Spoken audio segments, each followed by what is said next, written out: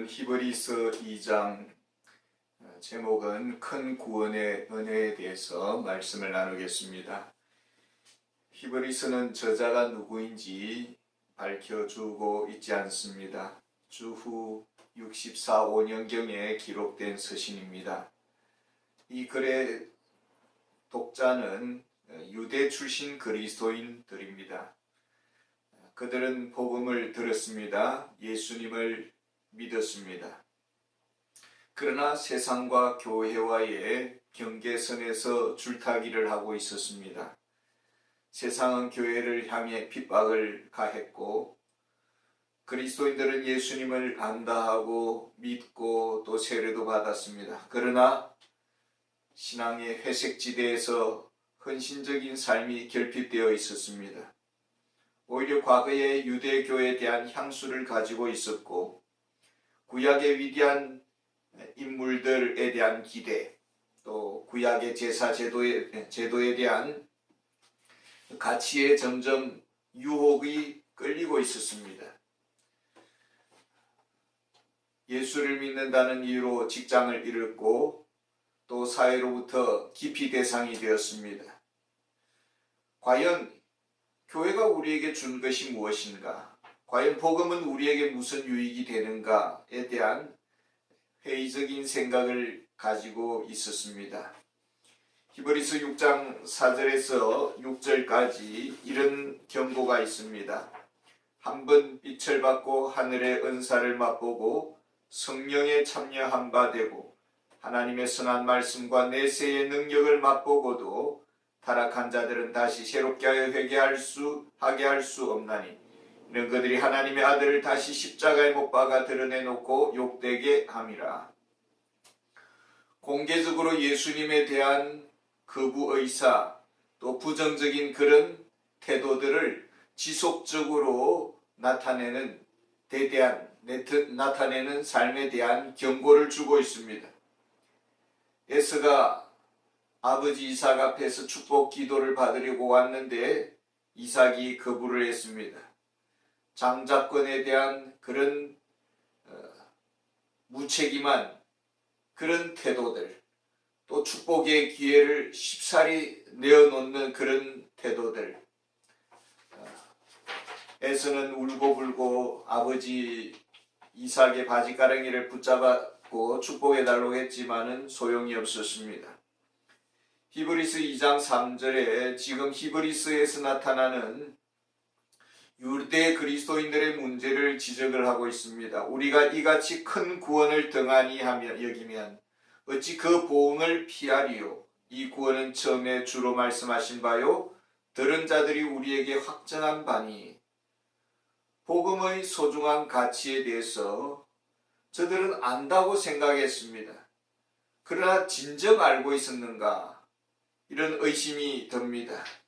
진정 우리가 받은 구원이 귀한 가치를 지니고 있습니까? 우리의 모든 소중한 것들을 다 팔아도 아깝지 않는 그런 값진 진주와 같이 복음을 여기고 있습니까? 이 복음은 우리의 생명보다 더 귀한 것으로 여기고 있습니까? 진정 나는 큰 구원을 소유하고 있다고 믿고 있습니까? 과연 구원이 무엇인지를 우리는 알고 있습니까? 그렇다면 우리가 구원의 대상이라면 구원 이전에 우리의 본래의 모습은 어땠을까요? 그리고 우리는 무엇을 잃어버렸습니까? 우리가 다시 회복하기 위해서 어떤 일이 일어났습니까? 우리는 어떤 상태로 회복되는 것입니까? 우리가 이런 진리에 대해서 모르면서 교회 다닌다고 자족하고 또 봉사를 많이 했다고 정말 너무 많은 희생을 하고 있다고 생각을 하고 맹목적인 그런 신앙생활을 한다면 모래 위에 지은 신앙과 같은 것입니다. 그래서 히브리서 2장 1절은 이렇게 말합니다. 그러므로 우리는 들은 것에 더욱 유념함으로 우리가 흘러 떠내려가지 않도록 함이 마땅하니라. 항구의 배가 정박되어 있습니다. 그런데 밧줄을 느슨하게 메었습니다. 점점 의식도 못하는 사이에 그 밧줄이 풀려서 배는 망망대해로 그냥 설려내려가는 것입니다. 우리의 신앙생활이 복음에 대해서 깊이 뿌리를 내고 있지 않는다면 어떻게 되겠느냐는 바로 이와 같다라는 것입니다. 들은 말씀을 유념하게 우리의 가슴에 새겨야 되는 것입니다. 그러지 아니하면 우리의 생명의 배는 진리의 항구에서 벗어나서 우리도 의식하지 못한 사이에 죽음의 바다에 표류하게 된다라는 것입니다. 과연 복음은 무엇입니까? 과연 우리의 구원주 되신 예수님은 누구십니까? 예수님이 우리를 위해서 행하신 그 큰 구원은 어떤 것입니까? 구원의 대상인 우리는 누구입니까? 히브리서 2장 6절에서 9절의 말씀이 깁니다. 우리 개인적으로 읽어보시고요. 5절에 장차 올 세상을 언급하고 있습니다. 장차 올 새로운 땅은 모든 세상의 피조물들이 천사들에게 다스림을 받는 그런 땅이 아닙니다. 하나님이 본래 이 세상을 창조하실 때에 인간에게 통치권을 주셨습니다. 하나님은 인간을 만물의 영장으로 세우시고 영광과 존귀의 위치에 높이셨습니다. 모든 만물은 인간에게 복종하는 그런 권세를 인간에게 주었습니다. 모든 땅은 우리 사람이 땀을 흘리지 않아도 마음껏 먹고 누릴 수 있도록 그 풍요로움을 제공해 주었습니다. 모든 동물 세계는 인간의 말에 복종하는 그런 세상이었습니다. 그러나 아담과 하와의 범죄로 인해서 모든 영광과 권세는 박탈당했습니다. 인간은 만물의 영장에서 영원한 심판과 저주의 형벌을 받는 죄인의 자리에 떨어졌습니다. 이제는 땅도 가시와 엉겅퀴로 인간을 대적합니다. 땀을 흘려야 겨우 먹고 살 수 있게 해주셨습니다. 짐승도로 사람들을 볼 때에 오히려 공격적입니다. 이 세상은 양육 강식의 정글의 법칙이 통용되는 세상이 되어버렸습니다. 힘이 있으면 다 된다라는 것입니다. 그래서 어떻게 해서든지 높은 권력의 자리에 오르려고 얼마나 성진을 탐하는지 모릅니다. 다툼과 분쟁과 갈등이 끊이지 않는 그런 전쟁의 세상이 되어버렸습니다. 무엇보다도 우리 인간은 절대 절망의 죽음 앞에 두려워 떨고 있습니다. 히브리서 2장 15절을 보면 또 죽기를 무서워함으로 한평생 매여 종노릇하는 모든 자들을 놓아주려 하심이니 인간은 죄의 삭슨 사망이라는 이 형벌을 받았습니다. 모두가 죽으면 영원한 지옥으로 떨어지게 되었습니다. 그래서 우리는 죽기를 싫어합니다. 사단은 죽음의 권세를 가지고 사람들의 목줄을 잡고 있습니다.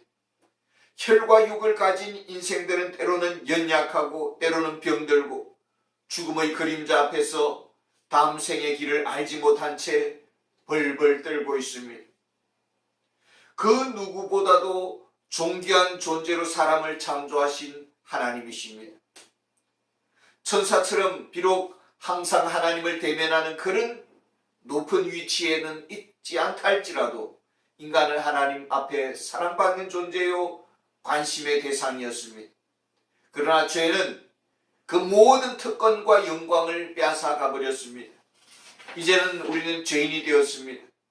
비참과 가난과 질병과 정신질환, 신경질적 태도, 정오, 분노장애, 온갖 죄의 치명상으로 정상에서 벗어났습니다. 하나님은 사랑이십니다. 하나님은 은혜로우십니다. 이것이 구원의 동기요 기초입니다. 무조건적인 그 무한한 사랑이 우리 인간을 향한 구원의 동기가 되었습니다. 하나님 앞에서 우리가 조금이라도 우리의 우리의 어떤 자랑들을 내세우면 내세울수록 우리는 구원의 항구에서 점점 멀어지게 되어 있는 것입니다. 오직 하나님의 긍휼과 사랑 때문에 하나님은 우리를 위해서 예수님을 이 땅에 보내주시고 우리의 죽음을 해결하기 위해서 혈과 육을 가진 인간의 몸을 입고 이 세상에 오셨습니다. 십자가 위에서 창에 몸이 찢겨지고 피와 물을 모두 쏟아내셨습니다. 죽음의 어둠을 통과하셨고 사단이 쥐고 있는 죽음의 권세를 빼앗아버렸습니다. 파괴했습니다. 더 이상 죽음으로 인간을 쥐락펴락하면서 두려움에 떨도록 할 수가 없게 되었습니다. 이제는 우리가 예수님을 믿게 되면은 죽음에 대한 생각 관점이 달라집니다. 이 세상에 사는 것보다 주님을 배울 날을 우리는 더 소망하며 살아가고 있고, 사는 것보다 주님 앞에서 사는 그날이 더 기대가 되고, 죽음은 두려움의 대상이 아니라 소망의 날이요 행복의 날이 되는 것입니다. 예수님은 우리를 위해서 십자가에서 죽으셨습니다. 십자가에서 죽음의 권세를 무너뜨렸습니다. 우리를 위해서 고난을 받으셨습니다. 육체의 몸으로 이 세상에서 인간이 당하는 모든 비애, 슬픔, 상처, 절망, 가난, 쓰라림을 모두가 경험했고 느끼셨습니다. 그래서 우리의 구원은 단지 죽으면 천국 가는 것으로 끝나는 것이 아닙니다. 우리의 구원은 완전한 구원입니다. 10절에 보면은 그러므로 만물이 그를 위하고 또한 그로 말미암은 이가 많은 아들들을 이끌어 영광에 들어가게 하시는 일에 그들의 구원의 창시자를 고난을 통하여 온전하게 하심이 합당하도다. 우리 인간은 단지 죄 용sam으로 끝나지 않습니다. 예수님을 믿을 때에 죽음의 문제가 해결되었습니다. 예수님을 믿을 때 우리의 구원은 완전한 구원이 되는 것입니다. 우리의 구원은 영광으로 들어가는 구원입니다. 영원한 축복과 새하늘과 새 땅으로 들어가게 됩니다. 새 땅은 천사들이 통치하는 나라가 아닙니다. 주님이 다스리시고 주님의 자녀들이 하나님의 왕국의 공동의 소유권을 가지고 통치하는 나라입니다.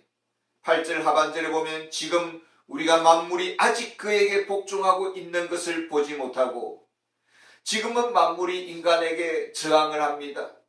우리의 모든 관계에 있어서 갈등하고 있습니다. 다툼이 있습니다.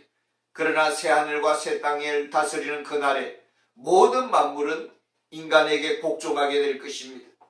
영원한 영광을 회복하는 그날이 우리에게 오게 될 것입니다. 아담과 하와가 태초에 누렸던 그 영광보다 더 높은 영원하고 영화로운 영화에 우리 모든 예수 믿는 사람들은 참여하게 될 것입니다. 예수 그리스도를 믿는 우리는 누구입니까? 11절에 보면은 거룩하게 하시는 이와 거룩하게 함을 입은 자들이 다 한 근원에서 난지라. 그러므로 형제라 부르시기를 부끄러워하지 아니하시고, 예수님을 믿을 때에 우리는 그리스도 안에서 하나님의 자녀가 되었습니다. 예수님은 십자가를 지시기 전까지는 우리를 향해서, 제자들을 향해서 형제라고 말하지 않았습니다. 그러나 십자가를 지시고 부활하신 이후부터 예수님은 우리를 향해서 형제라고 부르시기를 부끄러워하지 않는다라는 것입니다. 때로는 우리가 연약함에 쌓여있고 허물이 있고 죄도 짓습니다. 그러나 주님은 어떻게 하십니까? 16절에 보면은 이는 확실히 천사들을 붙들어 주려 하심이 아니요 오직 아브라함의 자손을 붙들어 주려 하심이라. 주님은 하나님의 자녀들을 붙들어 주신다는 것입니다. 이것은 현재 시제입니다. 지금도 주님은 우리들을 형제로 여기시고 그 형제들이 잘 되기를 위해서 붙들어 주시는 것입니다. 우리가 형제에 대해서는 아무리 참 연약함이 있는 형제라 할지라도 따뜻한 마음, 긍휼의 마음으로 바라봅니다. 세워주려고 하고 위로하기를 원하고 붙들어 주기를 원합니다. 이것이 주님께서 우리를 형제로 대하시는 태도입니다. 주님은 우리를 어떻게 도우십니까? 17절에 그러므로 그가 범사의 형제들과 같이 되심이 마땅하도다. 이는 하나님의 일에 자비하고 신실한 대제사장이 되어 백성의 죄를 속량하려 하심이라. 주님은 우리를 범사의 형제들과 같이 대하십니다. 무슨 일에 있어서도 자비하는 마음으로 우리를 도우시고 신실하게 우리를 도와주시고, 때로는 우리가 연약하고 허물이 있습니다. 그럼에도 불구하고 우리가 주님 앞에 회개할 때는 즉시 죄를 용서해 주시는 것입니다. 여기서 속량하려 하심이라는 말이 있습니다. 이 말 역시 현재 시제입니다. 주님은 지속적으로 회개하는 자에게 죄 용서함을 베풀어 주신다라는 것입니다. 회개하는 자에게 은혜를 베풀어 주시고 축복해 주십니다. 우리를 위해 독생자를 아끼지 않고 주신 아버지께서 무엇을 더 아끼시겠느냐라고 말씀하셨습니다. 하나님은 단지 우리가 천국으로 인도하시는 것으로 끝내지 않았습니다. 지금 현실은 너무나도 어렵습니다. 세상은 불의로 가득 차 있습니다. 환멸과 슬픔이 있습니다. 믿는 자에게 비정한 세상입니다. 그러나 18절에 말합니다. 그가 시험을 받아 고난을 당하셨은즉 시험 받는 자들을 능히 도우실 수 있느니라. 주님은 우리 인간의 몸을 입고 오셨습니다. 우리가 느끼는 모든 느낌을 아시고 있습니다.